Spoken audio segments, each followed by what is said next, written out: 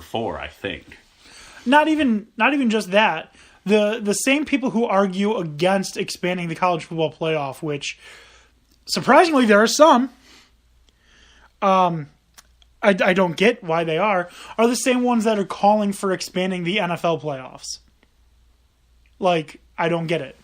Right. Like, there are 130 teams. To be in the top 10% is incredible, right? Mm-hmm. So that means we can expand it to 13. Yeah. Yeah. I love it. I would enjoy a 13-team playoff.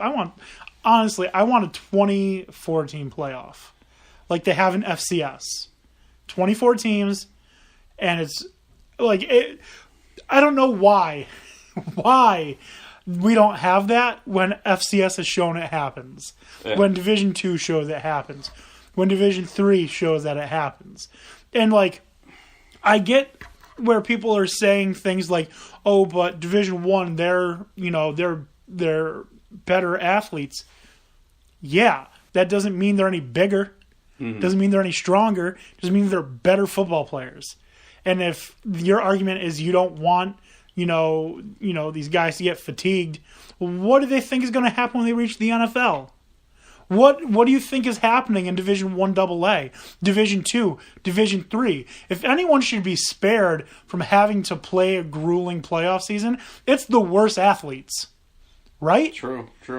And, I mean, there's no reason that we can't give them, time off to recuperate before, they could do 2 weeks between games or something like that, and that would still, I think, leave plenty of time. Alternate. Do half the bracket 1 week, half the bracket next. Half the bracket, half the bracket. Mm-hmm. But that would be too long going through the season. But I don't think it would be. A lot of people would argue that it is, because that adds on an extra 4 weeks. True. But maybe do something like just give them, 2 weeks after the regular season and then playoffs start, and then, it's very few teams that are going to be going deep into the playoffs. Most of the teams are going to be done. Literally half are going to be cut after a week. Yeah. Literally half. So. No, I understand. I agree. I think 24 teams is achievable. I think 16 is the smart option. 16 is, it's an even. Every team plays. There's no bye week.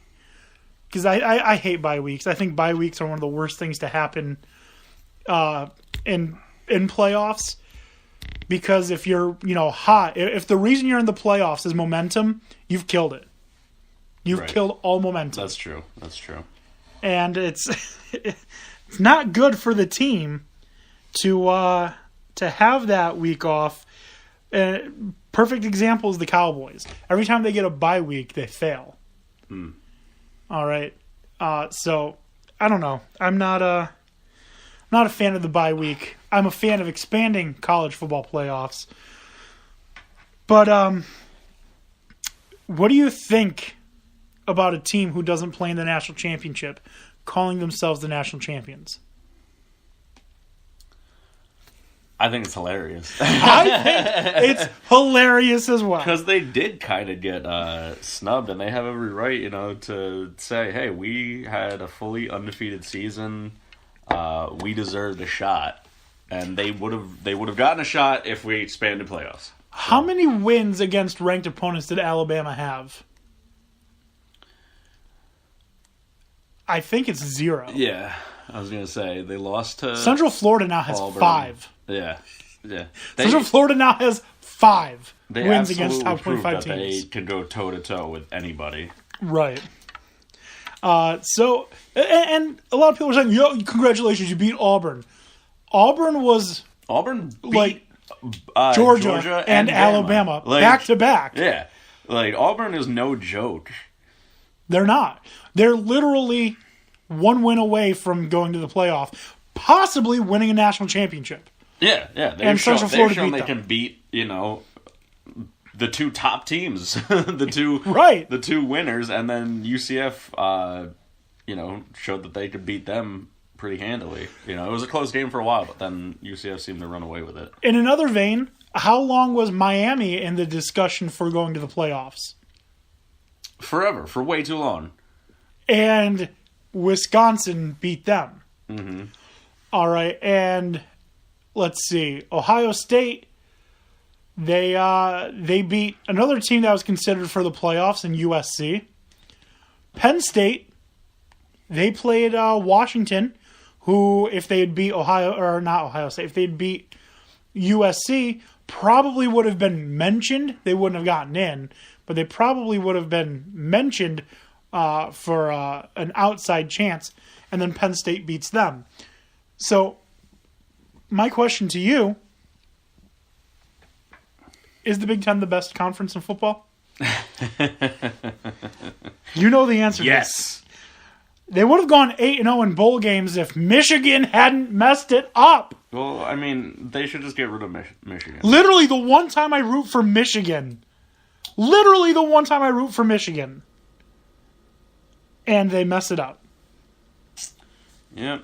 They couldn't even beat South Carolina. South Carolina had like 3 wins last season. Hilarious. It's not that funny. It's pathetic. It's a little funny. Nate, if you're listening, man, come on. Come on. Oh, God. All right. Let's move on. Anyways, let's get back to what we were talking about. University of Central Florida, after beating Auburn, completing an undefeated season, the only team to go undefeated this season, beat 5 teams that at one point were ranked in the top 25, including 4 while they were ranked. 4 while they were ranked. Very impressive. They don't make the college football playoff, and the coach, Scott Frost, who was leaving to go to Nebraska, had even said that the reason that they weren't in the playoff is because basically the committee has a thing for the SEC. Is basically what he was alluding to. So they took it upon themselves to announce that they're the national champions. It's a bold move, Cotton. I support it. I support it too. I was arguing with some people earlier today, and they were saying, like, how can you be a national champion if you're not even in the national championship game? I said, how can it be a national championship if you're not even given the chance to play? Like, it's not like they lost. Right. They just weren't invited. They were told, no, you can't do this. So they're taking it upon themselves to be the national champions.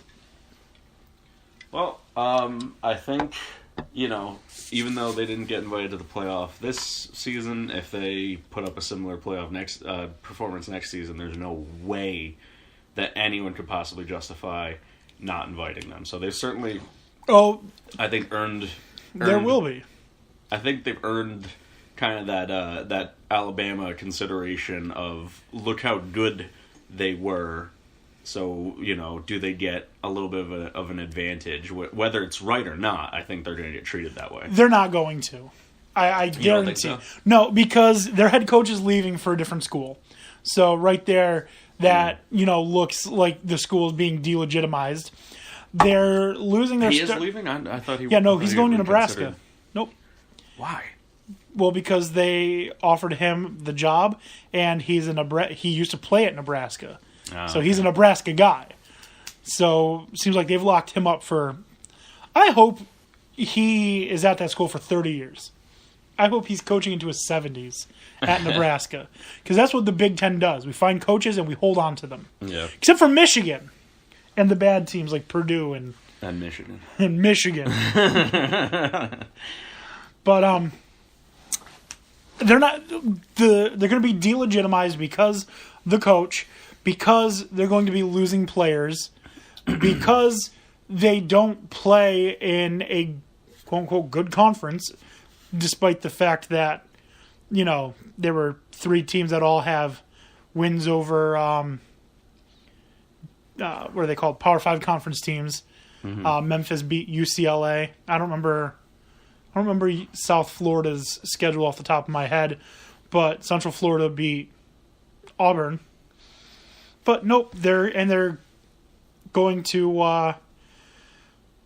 argue that even if they do it again, they're playing a weak schedule, which is the argument that they made, which is the argument that really kept Wisconsin out of the playoff. Mm-hmm. Because if they lost to Ohio State in the Big Ten championship, but they played a better non-conference, then I think they would have been in over Alabama. Yeah. But they didn't, so the Big Ten got screwed. The SEC got 2 teams in. Baker Mayfield's over here crying, and Clemson is just vastly overrated. Didn't I say at the beginning of the year that I thought Clemson was going to be overrated? Yeah. I'm pretty sure I did. Yeah. I also said Georgia's going to be a good team, not great. I don't know if anyone predicted Georgia was going to Tony did. Be. Tony did. Yeah. Okay, credit Tony. Tony did say, I think he said Georgia's going to win the national championship. You think Georgia's going to take it? I think Georgia's going to take it. I do. Don't bet against Nick Saban, but in Nick Chubb I trust.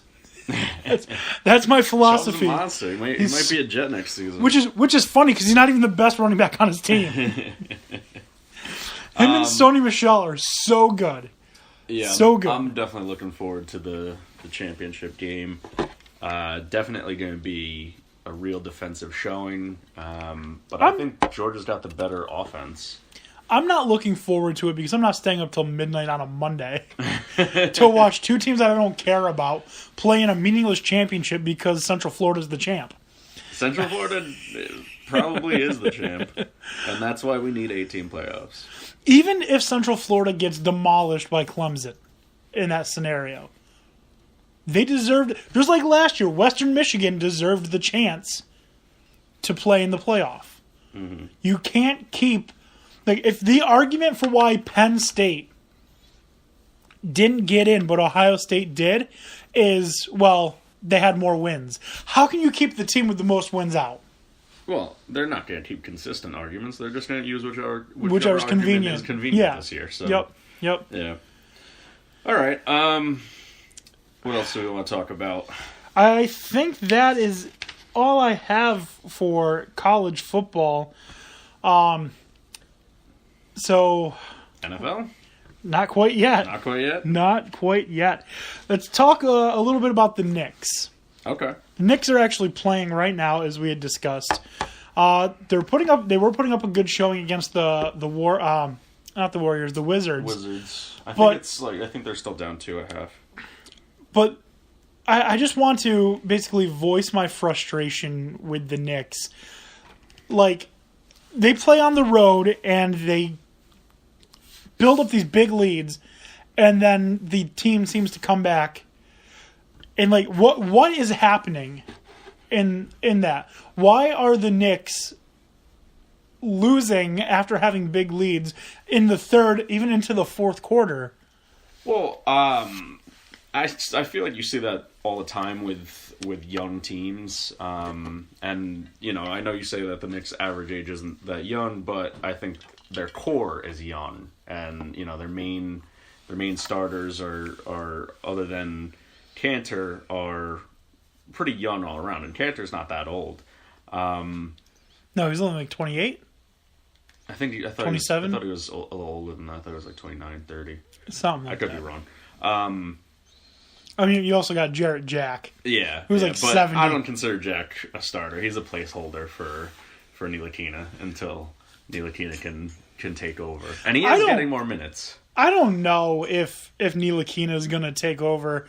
Like, from what I've seen this season with the Knicks, it looks to me like Ron Baker should be their starting point guard. I disagree. I feel like he runs the floor maybe better. this season, but I think Ntilikina is the absolute future. He looks like a fantastic defender, and he's getting some of the offense stuff down and starting to drive a little bit more. I feel like he makes too many mistakes and is a little too loose with the ball. I feel like Ron Baker is the better floor general. I feel like he's got a better vision of the court, and he's got a better mind for the game, at least right now. I think Ron Baker...